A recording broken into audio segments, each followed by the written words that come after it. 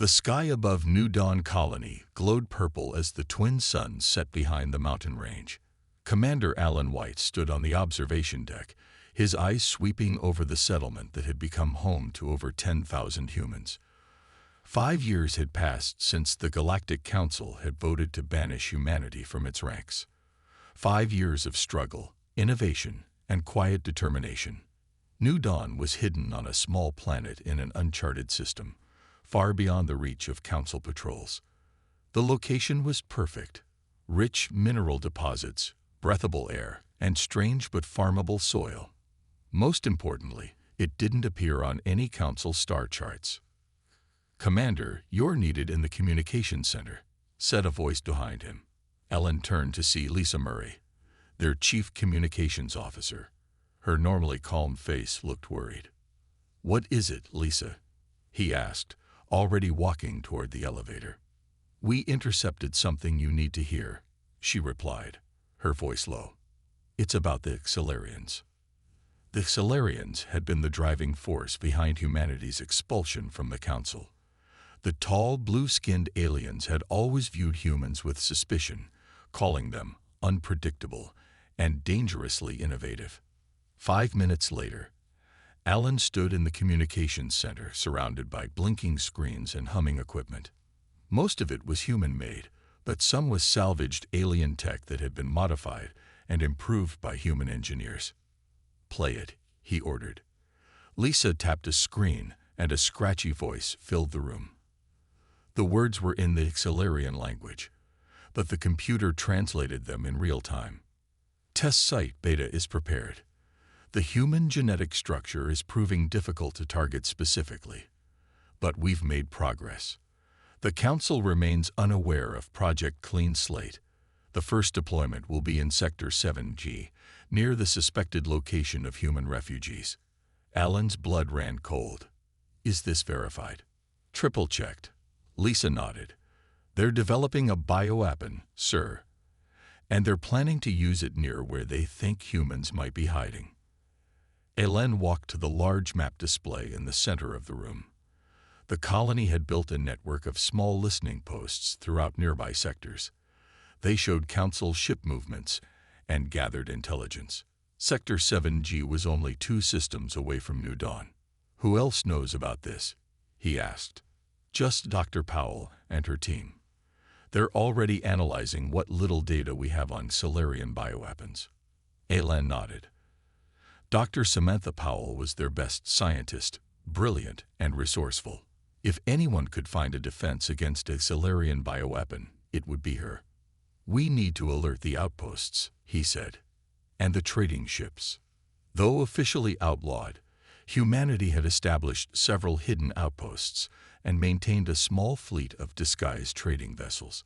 They operated in the shadows, trading with sympathetic alien species and gathering resources. "I've drafted a coded warning," Lisa said, showing him a tablet.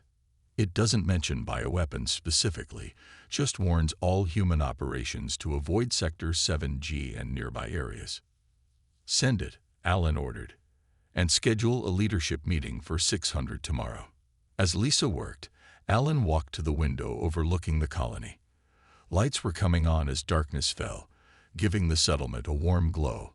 Streets filled with people heading home after work or to the community dining halls. Children played in the Central Park, their laughter occasionally carried up by the wind. All of this was built in just 5 years.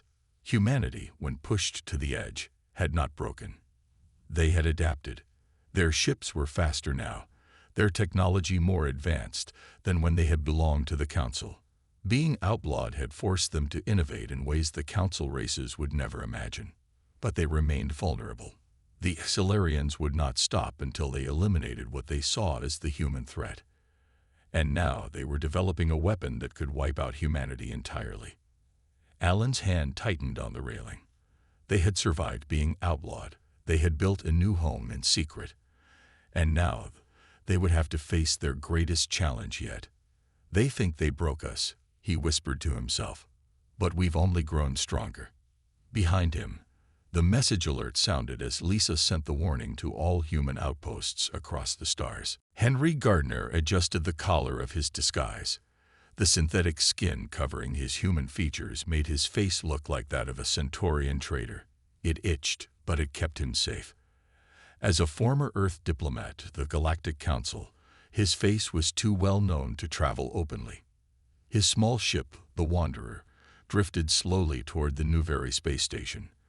The Nuveri were known for their independence and had often disagreed with Council decisions. If any aliens would help humans now, it would be them.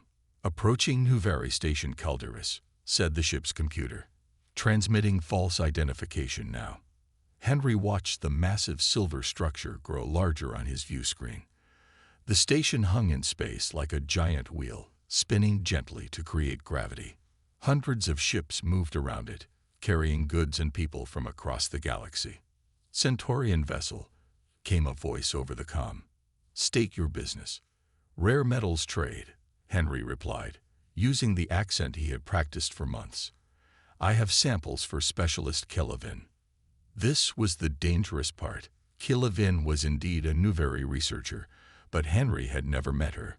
Intelligence suggested she belonged to a faction that disagreed with humanity's expulsion from the Council. If that information was wrong, he would be arrested within minutes.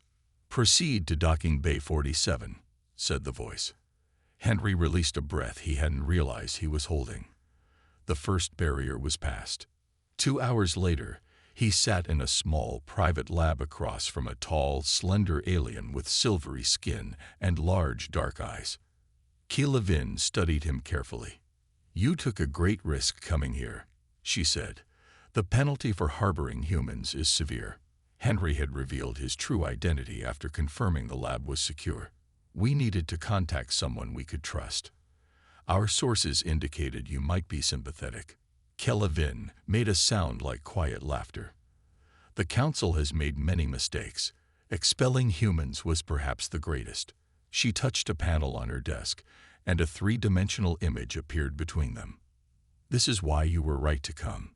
The image showed a recording of a council session. Henry recognized several species representatives arguing. The timestamp showed it was from 5 years ago, just before the vote to expel humanity. We enhanced the audio, Kelevin explained. Listen to what the Tellurian ambassador says to the Drex representative. She replayed the segment. The Tellurian whispered, the trade agreement is contingent on your vote against the humans. And remember, we know about your colony in the restricted zone.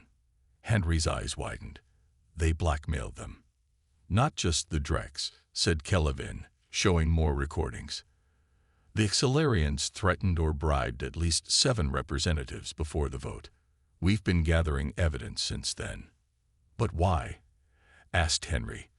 Why were they so determined to get rid of us?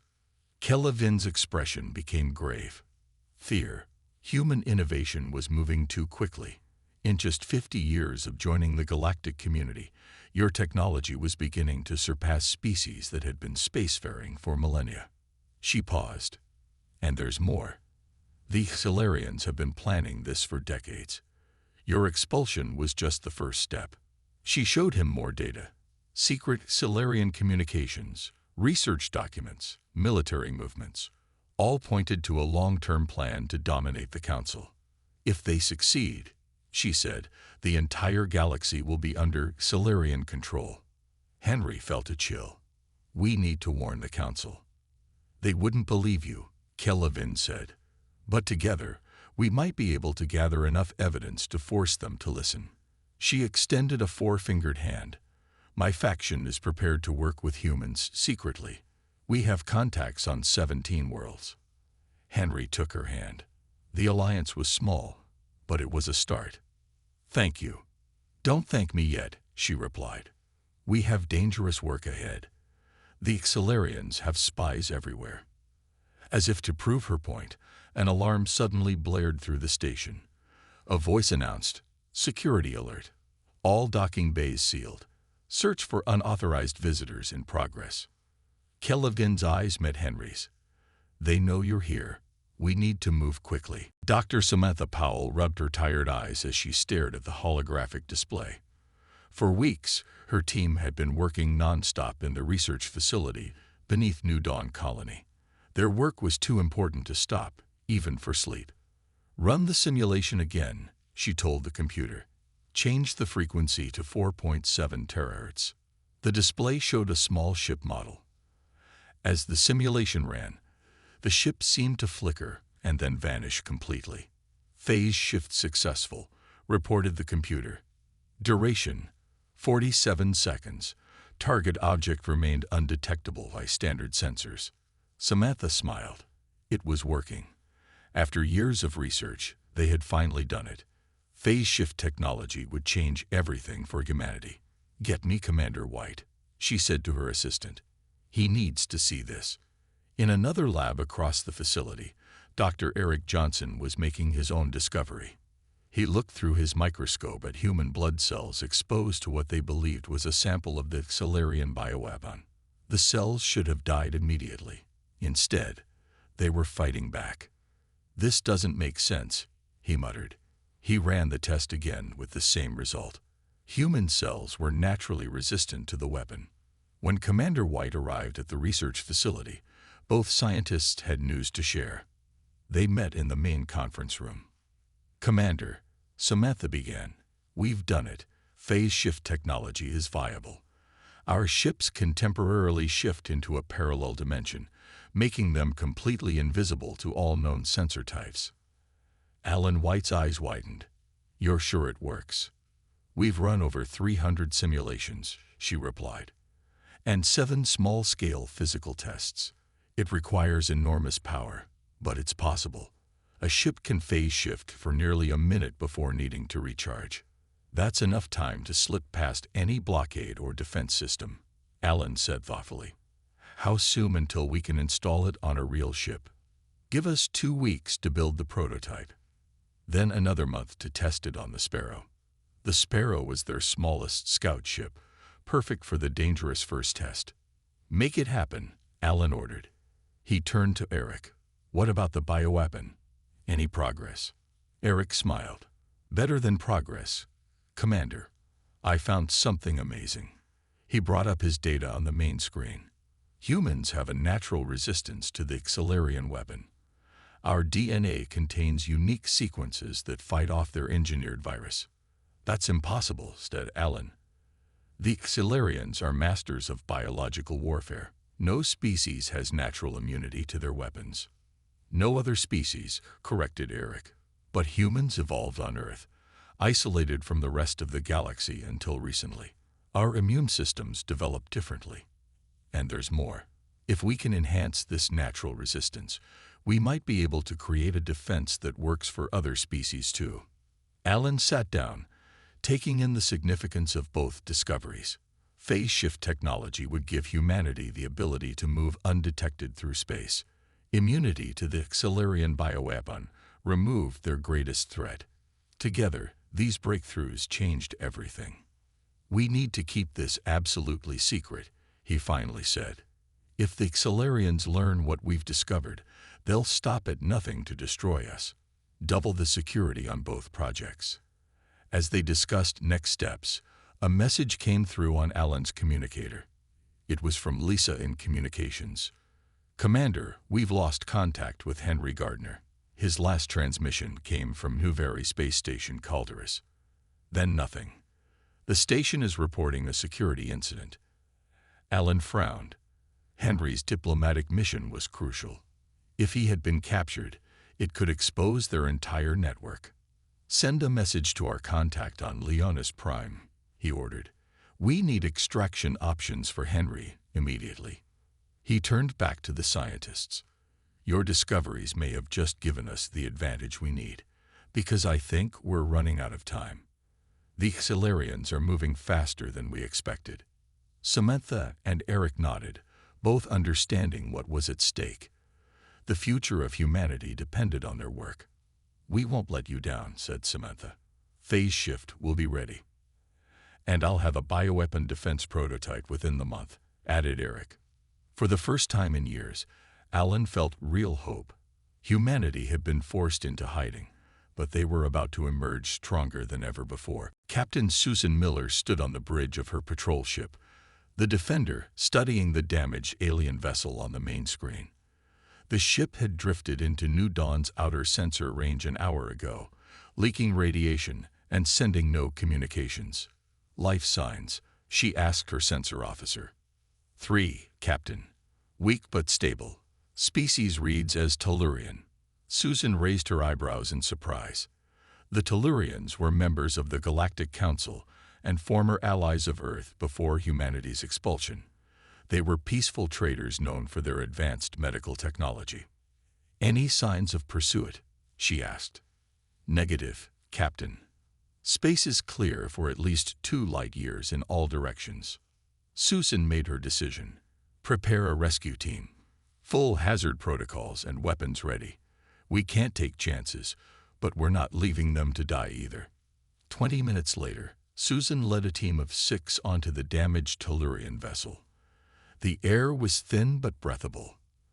Emergency lights cast eerie blue shadows through smoke-filled corridors.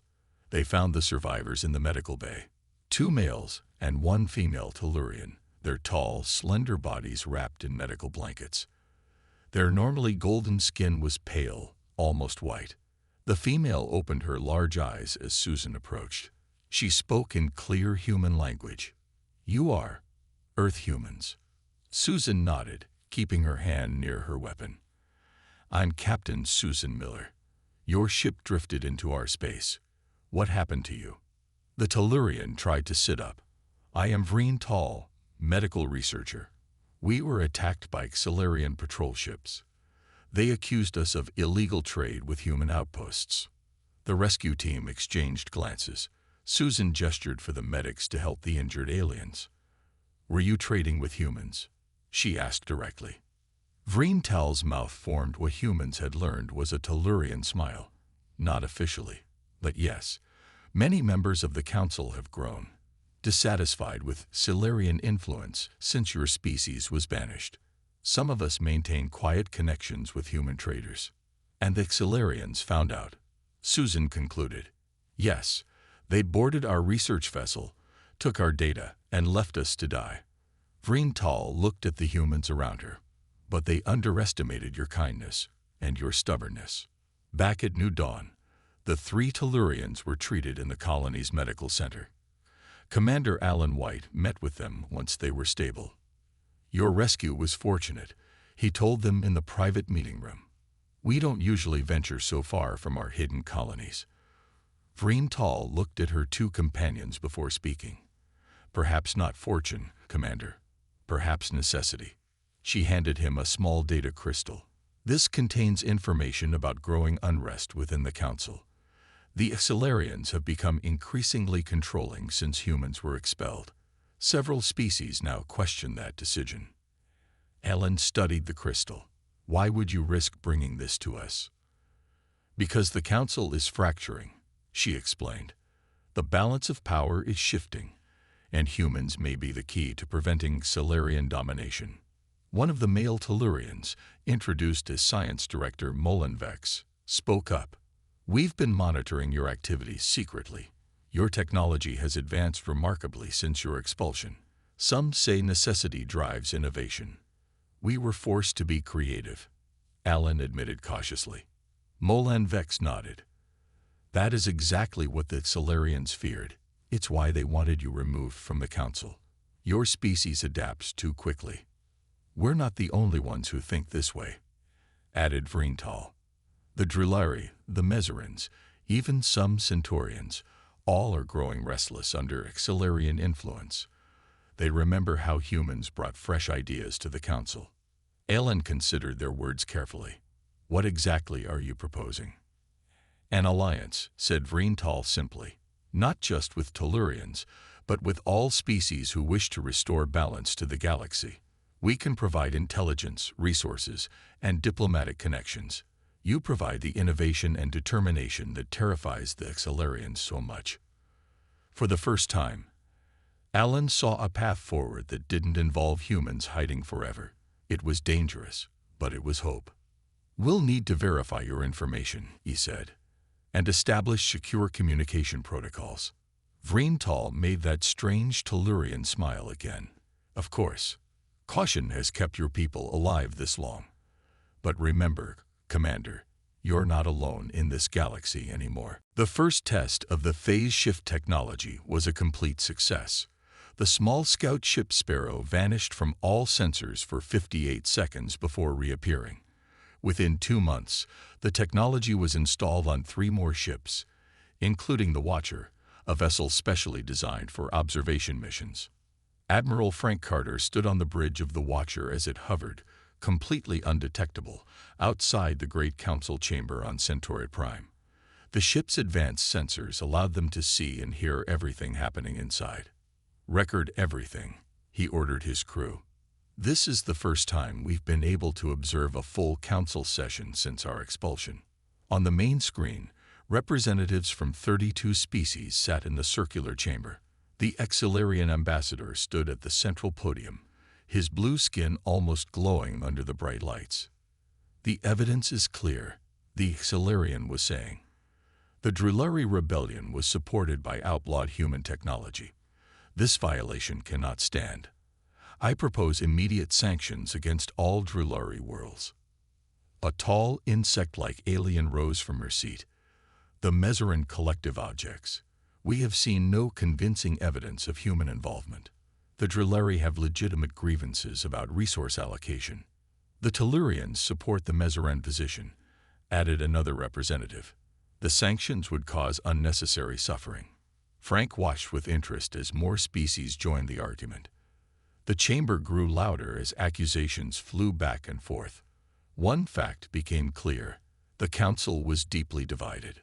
"They're falling apart," said his executive officer, Linda Wright, just as the Tellurians predicted. Frank nodded. The Exilarians overplayed their hand. They've been using the threat of humanity to control the council, but now some species are questioning that narrative. For 3 hours they observed the session. When it ended, no decision had been reached on the Drillari sanctions. The council had deadlocked. Back at New Dawn, Frank presented his findings to Commander White and the colony leadership. "The council is fracturing into 3 factions," he explained, showing the recording. "The Exilarian bloc, which wants to maintain control. The Independence bloc, which includes the Tellurians, Mezerans, and several others. And the neutrals, who are scared to pick sides." Ellen studied the data. "This gives us an opportunity. Instead of directly fighting the council, we can support these independence movements." "Exactly," said Frank. "The Drillari are already using modified human weapons to defend their colony worlds. If we provide similar support to the Mezerans and others, the Exilarians will be fighting on multiple fronts." The leadership team discussed the strategy for hours. In the end, they approved what they called Operation Sunbreak, a plan to secretly arm and train resistance movements across the galaxy. 3 weeks later, the first shipment of phase shift generators arrived on Mezora, delivered by a human team led by Linda Wright. The Mezerans installed the technology on their defense platforms, making them invisible to Exilarian sensors. When Exilarian enforcers arrived to pacify a Mezeran mining colony, they found themselves under attack from weapons they couldn't detect. Their ships were disabled, and their troops captured without a single Mezeran casualty. News of the Exilarian defeat spread quickly through the Council worlds.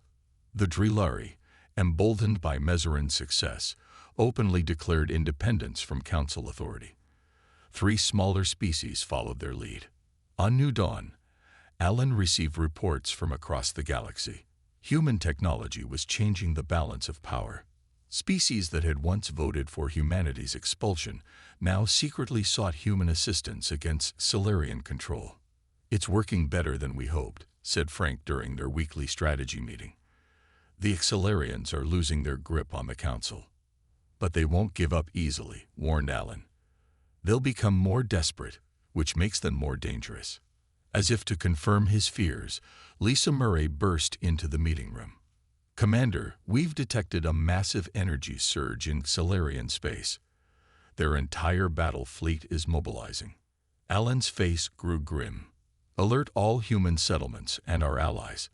The Exilarians are done with political games. They're going to war." The room fell silent as everyone realized the stakes had just gotten much higher.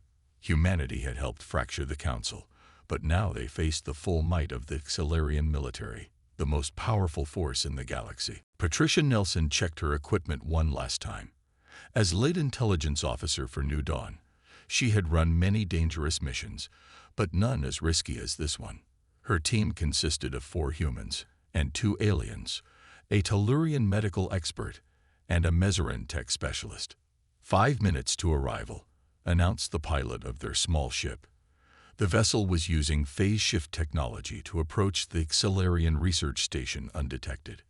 Remember, Patricia told her team, we need solid proof of their plans. Get in, copy their research data, and get out. No confrontations unless absolutely necessary. They had learned of this secret facility from Henry Gardner, who had finally escaped Newberry space with help from Kelevin's faction. His information suggested the station contained the truth behind the Tellurian bioweapon project. The ship settled in a maintenance dock, and the team moved quickly through the station's service tunnels. Their Mezeran specialist, Ziktal, bypassed the security systems with ease. Tellurian security is advanced, he whispered, his insect-like mandibles clicking softly. But they never expect anyone to reach their inner facilities. Their confidence is their weakness. The team reached the central research lab without being detected. Inside, rows of transparent containers held biological samples from dozens of species. Large screens displayed complex molecular structures. The Tellurian, Dr. Nevin, examined the nearest screen. This is worse than we imagined, he said quietly. They're not just targeting humans. This is a master control virus. Patricia moved beside him. Explain. It's designed to affect the nervous systems of all Council species. Dr. Nevin pointed to specific parts of the display. Different variations for different biology, but the same basic structure. It wouldn't kill, but it would make the infected highly susceptible to suggestion. Essentially, mind control. Patricia felt a chill run down her spine. They want to control everyone. The Tellurians have always believed they should rule, said Dr. Nevin. This would give them that power without a fight. Download everything, Patricia ordered. Every file, every test result. As her team worked, she examined the rest of the lab. In one corner stood a sealed chamber marked with warning symbols. Through the transparent walls, she could see vials of glowing blue liquid. What's that? She asked Dr. Nevin. The Tellurian studied it from a distance. The delivery mechanism, I believe. A water-soluble compound that could be added to drinking supplies. Odorless, tasteless, and nearly undetectable. How close are they to deployment? Patricia asked. Based on these test results, Dr. Nevin said grimly, weeks, not months. A sudden alarm blared through the facility. Red lights flashed along the walls. We've been detected, shouted Ziktal from his position at the main computer. Security systems just reset. Do you have the data? Patricia demanded. The Mezeran held up a small device. Complete copy. Everything they've done, everyone involved. Move out, Patricia ordered. Back to the ship. They ran through the corridors as Tellurian security forces converged on their position. Twice they were forced to fight their way through. One human team member was injured, but they managed to reach their ship. As they prepared for emergency departure, Patricia made a decision. She accessed the ship's communication system and connected it to the data device. What are you doing? Asked Dr. Nevin. We need to leave immediately. Making sure everyone knows the truth, she replied. With a few commands, she broadcast the Tellurian research data on all open Council frequencies. Every ship, every planet, every communication device in Council space would receive proof of the Tellurian conspiracy. They can catch us, she explained as their ship pulled away from the station, but they can't stop the truth now. Tellurian ships pursued them, weapons firing. Their small vessel shook with each near miss. The pilot engaged the phase shift drive, but it would only give them a brief advantage. We need to reach the jump point, Patricia said, holding on as the ship lurched violently. Just a few more minutes. Behind them, the first responses to their broadcast were already flooding communication channels. Outrage, disbelief, and calls for emergency council sessions filled the airwaves. The conspiracy was exposed. Now they just needed to survive to fight another day. The Exilarian attack came at dawn. 50 warships appeared near New Dawn, their weapons charged and ready. But Commander Alan White had been preparing for this moment. All defense platforms activate, he ordered from the colony's command center. Phase shift now. Across the New Dawn system, 20 defense platforms vanished from sensors as they shifted partially into another dimension. The Exilarian ships scanned for targets but found nothing. Launch fighters, Alan commanded. The colony's small but powerful fleet rose from hidden hangars beneath the surface. Each ship was equipped with the latest human technology, including adaptive shields designed by Dr. Powell's team. Admiral Frank Carter led the defense fleet from his flagship, the Defiance. All ships execute Pattern Delta. Target Solarian command vessels first. The human ships moved with perfect coordination, appearing and disappearing as they engaged their phase shift drives in short bursts. The Exilarian fleet fired blindly, their shots hitting empty space. On the Defiance's bridge, Frank watched as the first wave of human fighters struck the Exilarian flagship. Their weapons, enhanced with Dr. Johnson's research, cut through the alien shields with ease. First target crippled, reported his weapons officer, moving to second target. The battle wasn't just happening at New Dawn. Across the galaxy, Exilarian forces attacked human outposts and allied worlds. But the warning had spread in time. On the Mezarin homeworld, hidden defense platforms destroyed half the Exilarian invasion force before they even reached orbit. On Drillari colonies, Exilarian ground troops found themselves fighting enemies they couldn't see, as soldiers used portable phase shift devices to ambush them. News of these battles reached New Dawn through their communication network. Alan coordinated the response from multiple holographic displays, each showing a different battlefield. The Tellurians are under heavy attack, Lisa Murray reported. They're requesting immediate assistance. Alan made a quick decision. Divert the Phoenix Squadron to Tellurian space and alert Henry Gardner's diplomatic team. We need to get the neutral council species involved now. As the battle raged around New Dawn, a Exilarian cruiser broke through the defense perimeter. It launched drop pods toward the colony, each containing elite Exilarian soldiers. Ground forces to defense positions, Alan ordered. They're trying to capture our research facilities. Outside the main lab complex, colony security forces led by Susan Miller set up a defensive line. The first Exilarian pods crashed through the tree line, and blue-skinned warriors emerged, weapons blazing. Hold your positions, Susan commanded her troops. Remember your training. The humans waited until the Exilarians were in range, then activated their secret weapon, personal shield generators based on the same technology as their ships. Energy blasts from Exilarian weapons bounced harmlessly off the shields. The human counterattack was swift and effective. Within minutes, the Exilarian ground force was surrounded and captured. In space, the tide of battle had turned. 6 Exilarian capital ships were disabled, and the others were beginning to retreat. Frank's voice came through the command center speakers. They're pulling back, Commander. The first wave is beaten. A cheer went up from the staff, but Alan remained focused.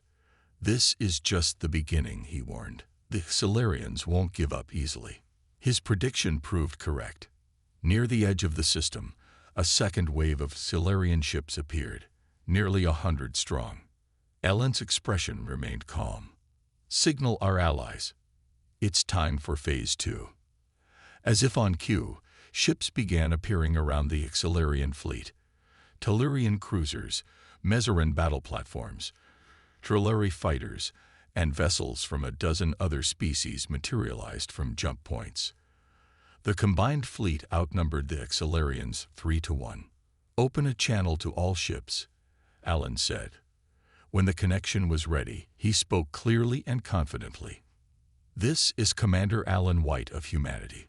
Today we fight not just for human freedom, but for the liberty of all species. The Tellurians wanted to rule through fear and biological control. Together, we will show them that freedom always finds a way. All ships, engage. The largest space battle in galactic history began as the Allied fleet moved forward as one force. The Tellurians, facing enemies on all sides, fought desperately, but they were outmatched by the coalition's superior numbers and technology. The battle for freedom had truly begun. 1 year after the defeat of the Tellurian fleet, representatives from 25 species gathered in the Great Hall of New Dawn Colony. The room buzzed with dozens of languages as former enemies now sat side by side as allies. At the center of the hall stood a round table, symbolizing the equality of all present. Commander Alan White, now wearing the formal uniform of Earth's diplomatic corps, took his place at the table. Beside him sat Admiral Frank Carter, Dr. Samantha Powell, and Henry Gardner, whose diplomatic skills had proven invaluable in the months following the battle. "Friends," Alan began, his voice carrying to every corner of the room, "1 year ago, we faced extinction. Today, we build a future." The Tellurian defeat had been total. After the great battle near New Dawn, Allied forces had pushed into Tellurian space, dismantling their military bases and freeing subjugated worlds. The Tellurian leadership had been captured and put on trial for crimes against all sentient beings. Their mind control virus had been destroyed, and their empire broken into independent systems. The Galactic Council, too, had collapsed. With proof of Tellurian manipulation, most species had withdrawn from the corrupt organization. For months, chaos had threatened the galaxy, but humanity, once outlawed, had stepped forward with a new vision. "The document before you," Alan continued, "establishes the Interstellar Cooperative. Unlike the Council, no single species will hold power over others. All voices will be heard equally." The treaty was the result of countless hours of negotiation. Henry Gardner had traveled to dozens of worlds, listening to concerns and building consensus. Even former Council loyalists had eventually joined the discussions. Vreen Tall, now the Tellurian Prime Representative, spoke next. "The humans have shown us a better way. When they were cast out, they could have sought revenge. Instead, they offered partnership." The Mezeran leader clicked his approval. "And they shared their advancements freely. Phase shift technology now protects all our worlds."